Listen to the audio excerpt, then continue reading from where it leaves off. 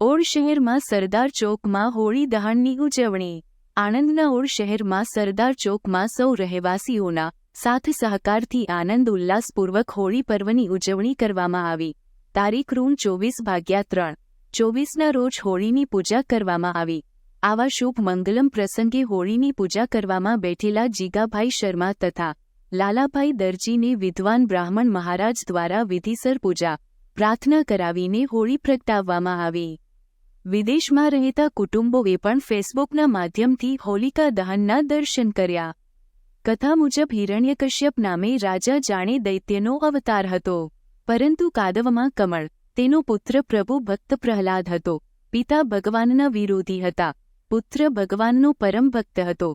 બંને પોતાની જીદ પર અડગ હતા। પિતાએ પુત્રની જીદ ન છોડાવી શકતા પ્રહલાદની હત્યા કર્યાના અનેક પ્રયાસો કર્યા, પરંતુ આ તો સાચો પ્રભુ ભક્ત બહેન હોલિકાની મદદથી હિરણ્યકશ્યપે પ્રહલાદને સળગાવવા કર્યો પ્રયાસ, પરંતુ ઉલટું થયું। હોલિકા બળીને ભસ્મ થઈ અને પ્રભુ ભક્ત પ્રહલાદ અગ્નિમાંથી હસ્તિયા રમતો બહાર આવ્યો।